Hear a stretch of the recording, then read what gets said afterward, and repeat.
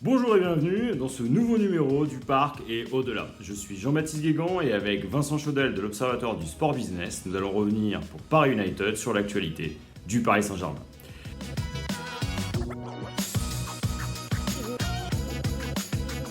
Alors aujourd'hui, le mercato arrive à sa fin. Cette longue période de transfert et de suspense pour tous les supporters parisiens arrive enfin à son terme. Et force est de constater que Tourelle ne pourra plus râler. Il a enfin été exaucé. Le FC Créativité de Leonardo a encore frappé.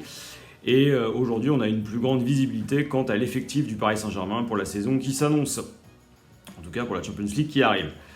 Effectivement, on a signé aujourd'hui en prêt Keane, l'international italien, un très jeune espoir du football mondial.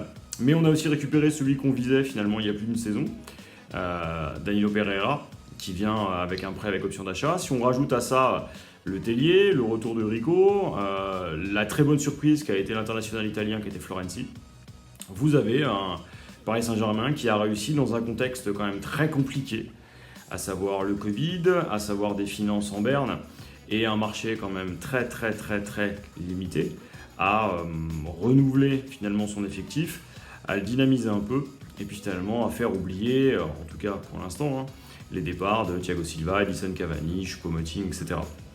Et comme ce mercato est finalement une folie, on observe des mouvements qui ne sont peut-être pas encore terminés. Mais en tout cas, aujourd'hui, on peut être satisfait. Le PSG, certes, ne paraît pas renforcé, mais il gagne en tout cas une profondeur de banc qui lui a fait défaut. Et puis, il le fait sans forcément oblitérer l'avenir, en sachant qu'il reste encore un mercato d'hiver, et qu'en plus de ça, on n'a pas dépensé des sommes folles en vue de la saison prochaine. Donc, j'ai envie de vous le dire, finalement, tout est bien, qui se termine bien. Et puis, si on cherchait un gagnant entre l'opposition Tourelle-Leonardo, aujourd'hui, on a une réponse. Alors oui, Jean-Baptiste, Leonardo semble avoir pris l'avantage par rapport à Tourelle, mais allons au-delà de toute forme de polémique. La stabilité d'un effectif est un gage de performance, on l'étudie régulièrement au niveau de l'Observatoire du Sport Business.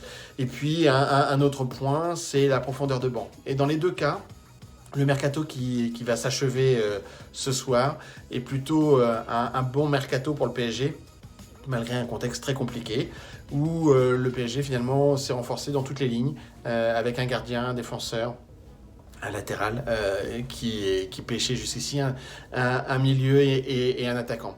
Donc voilà ce que l'on peut garder à l'esprit, puis on peut encore avoir une petite surprise, mais soyons positifs maintenant. Ce qui est important, c'est que ça se traduise sur le terrain dès le mois d'octobre avec la Champions League.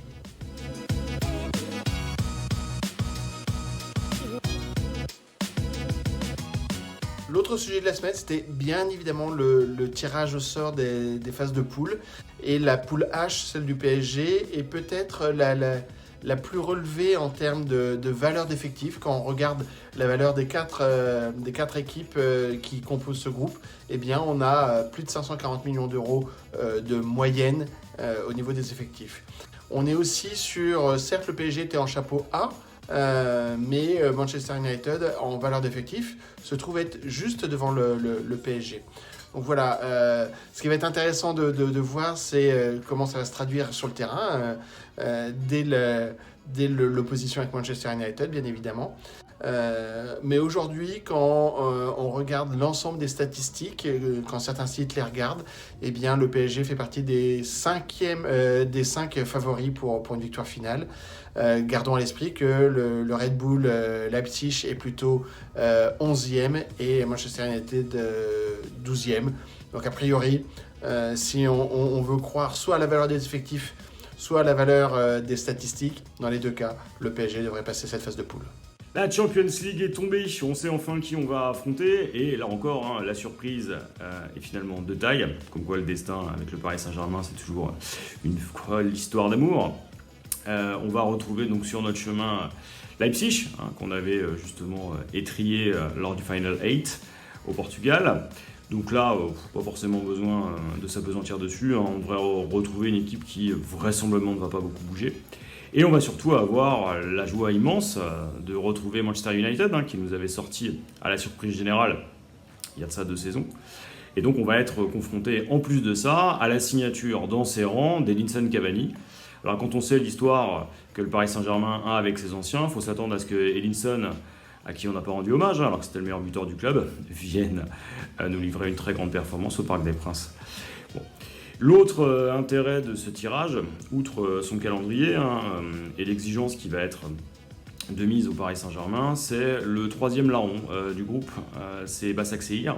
Le club étiqueté AKP, le club d'Erdogan, champion de Turquie, certes, en très grande difficulté sportive aujourd'hui, mais la double confrontation avec le PSG va s'inscrire dans un contexte qui, à mon avis, va être beaucoup plus compliqué qu'on ne l'attend. Başakşehir, c'est l'un club turc, mais c'est pas n'importe lequel des clubs turcs. C'est le club du président, dans un contexte où l'Europe est en tension avec la Turquie et où on a vu Emmanuel Macron s'accrocher très très gentiment avec Tayyip Recep Erdogan par médias interposés. Donc on va être dans un contexte qui va être très loin d'être apaisé. Si on ajoute à la difficulté finalement du contexte sanitaire lié au Covid et à la pandémie, on va surtout avoir une réception qui va être très musclée, dans un contexte où certes les stades seront vides, mais où la pression politique risque d'être importante. Et on a déjà vu ce que ça pouvait poser comme problème. Donc on espère que tout ça se passera au mieux, mais c'est quelque chose qu'il faudra avoir en tête. Paris sera capable d'aller performer largement, puisque, comme le disait Vincent, ils sont de très loin favoris.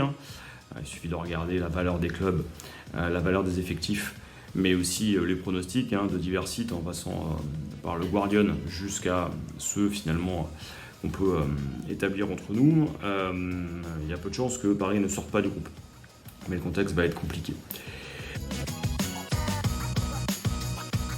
Voilà. En attendant de vous retrouver, en attendant de vous voir finalement nous suivre sur les réseaux, nous interpeller, nous relancer, on va vous souhaiter une bonne fin de semaine et puis surtout on va vous souhaiter le meilleur.